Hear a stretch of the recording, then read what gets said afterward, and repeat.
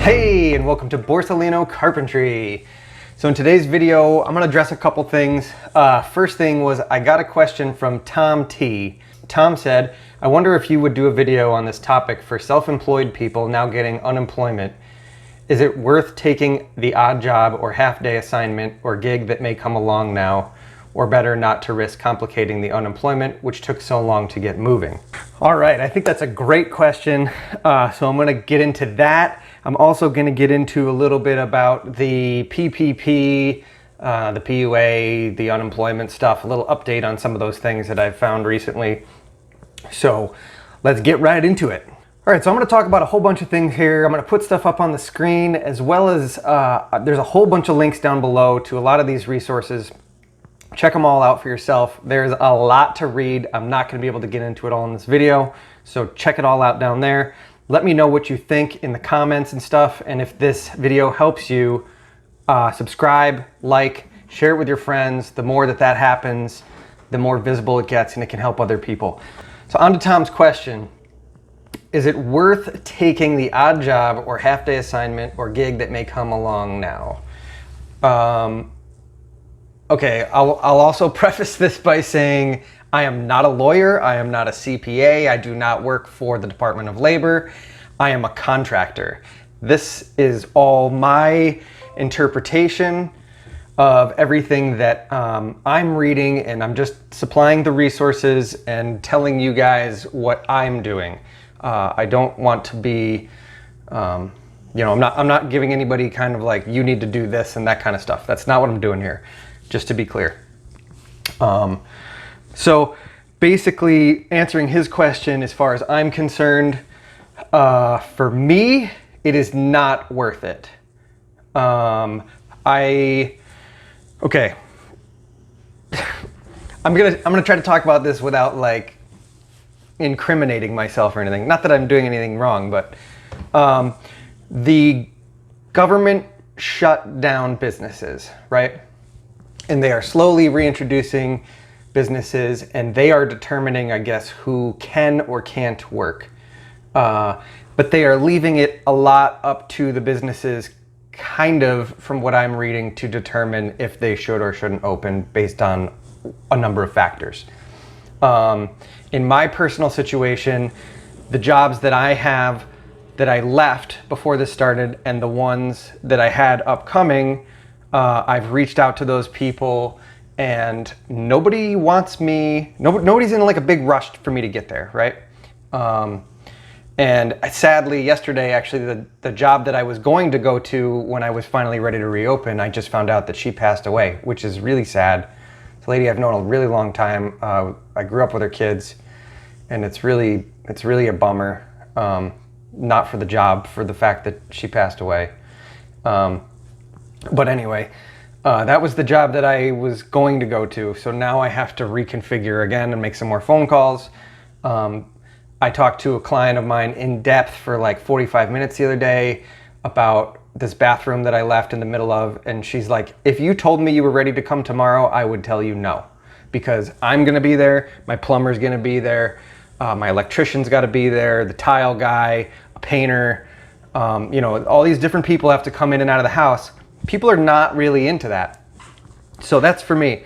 Now, I've gotten a bunch of calls for little jobs here and there and stuff, and I've talked about this in past videos. I turned off my insurance on my vehicles, and I tried to let my business insurance lapse, but they highly recommended against that because I have an exposure with the current job that's not finished.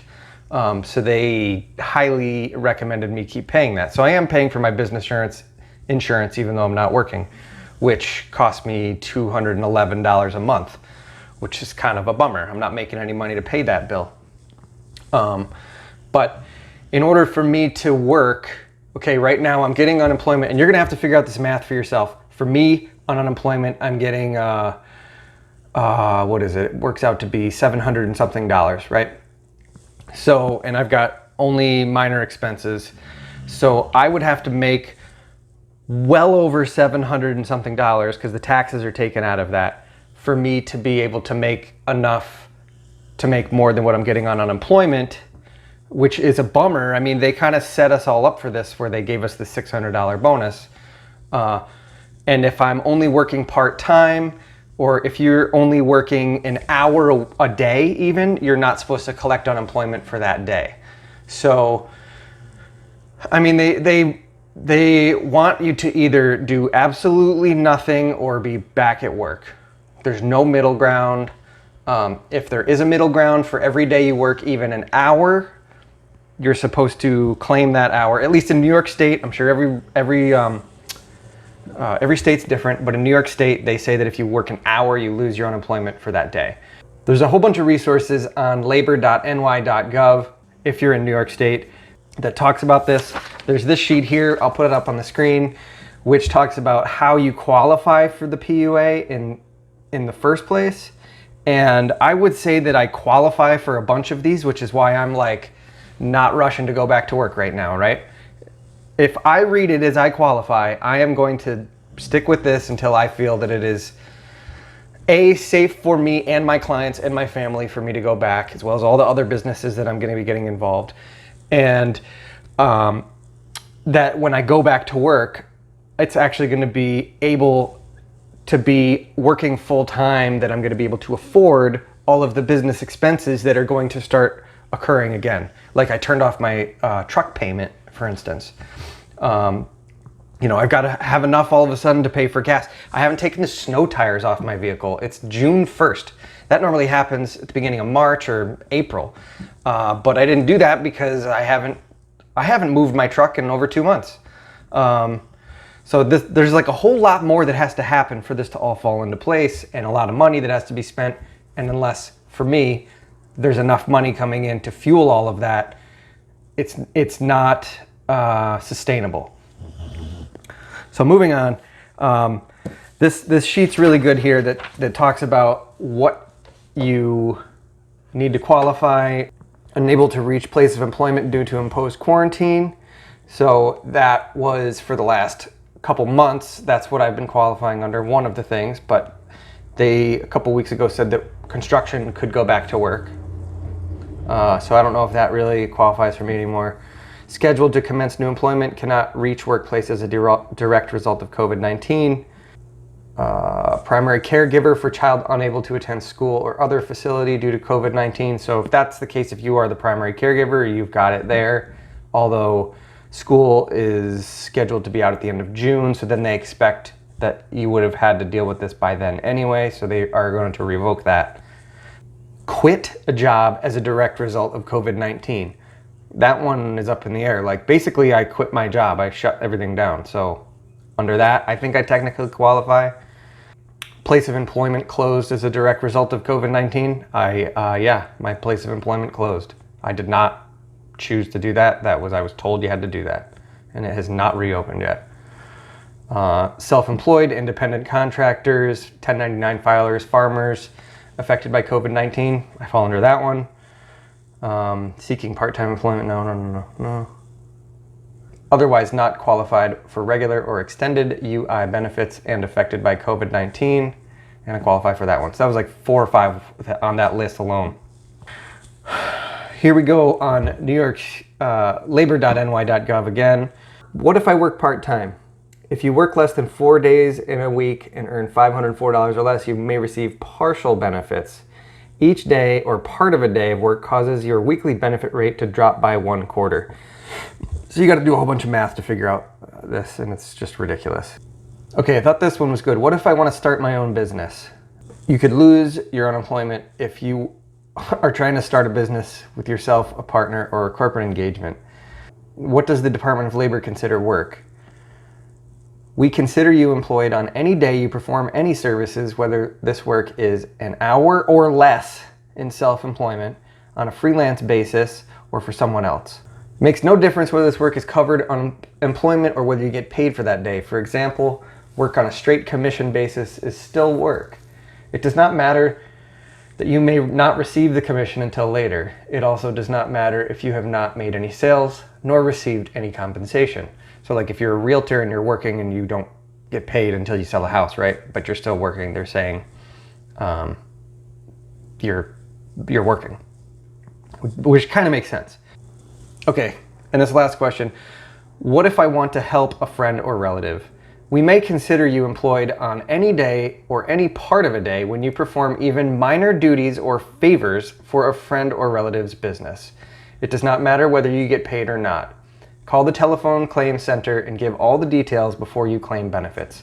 So if you have a uncle who, you know, this is what's bothering me right now, right? So we got all these riots going on and windows breaking and stuff. Say your uncle calls you up, hey, I need help putting up plywood on the window. According to this rule, because you're helping your uncle put plywood on his business, you would lose your unemployment for that day, which royally pisses me off. Anyway, moving on. On Forbes.com, they were talking about the PPP loan forgiveness and how they're still not sure about the actual rules about the forgiveness. Like, they've given this money and they set some, like, these are probably going to be the rules, but we don't really know yet. And now they're changing the rules and they're still trying to, like, it's blowing my mind. So the 75% you had to spend on payroll, they're talking about dropping to 60%. And they're extending the period of time you have to spend this money from 8 weeks to 24 weeks, which, like, now that we're in the middle of it, they're trying to change all the rules, right? I've already given the PPP money back because they were so all over the place and talking about how hard it's going to be able to actually get the forgiveness. And I'm like, whatever, I'll give it back. And then they're also saying they might extend from June 30th to December 31st to rehire workers. And they're going to give a whole bunch of leeway about stuff. But it's all not in stone. This isn't even in stone yet. This is a bill that they're talking about doing. Like, it's crazy to me. This is just crazy. And as this says, the biggest problem with the new regulations is that you will likely need a lawyer, accountant, and an advanced degree in mathematics to figure out how to calculate the forgivable portion of the loan, because you have to figure this out on your own. And even more surprising, the new rules seem to fly in the face of the intent of the PPP, which was to get money to small businesses as fast as possible to keep the economy afloat, with the assurance that most loans would be forgiven. These new rules will leave many business owners in debt and banks holding short-term 1% interest loans, something that neither wanted. Then it goes on to talk about the safe harbor, which I gave my money back before that date. The loan forgiveness process could take up to 5 months. The borrower is responsible for the forgiveness calculation. Right now, employees must be rehired by June 30th, but I think they're working to extend that. Loan forgiveness tied to maintaining the same number of full-time employees and also the same wages per employee. And then they've capped the payroll at $15,385, whatever that means. So there's links to all this down in the description. There's also, I found it's a 7-page document that has all of these things, and it's been updated as of June 1st. This is the SBA Business Loan Program temporary changes, Paycheck Protection Program requirements and loan forgiveness. Temporary changes. This is not set in stone. This is just, they keep saying, well, this is maybe what we might do with this millions of dollars we've already given out to people. We're gonna maybe impose these rules. We're gonna maybe change them and help people. They might help some people. They might not help some people. Like, whatever. Have your money back. I gave it back. I'm perfectly happy with that. But, so that was a long drawn out answer to Tom T's question, but I think I addressed it pretty well at the beginning and then also gave a bunch of information on this stuff. Feel free to check out my other links in the description for my business and my personal links and my website and all the stuff down there. Check that all out. If you got anything out of this, like and subscribe. And thank you for watching. See you on the next video. Bye.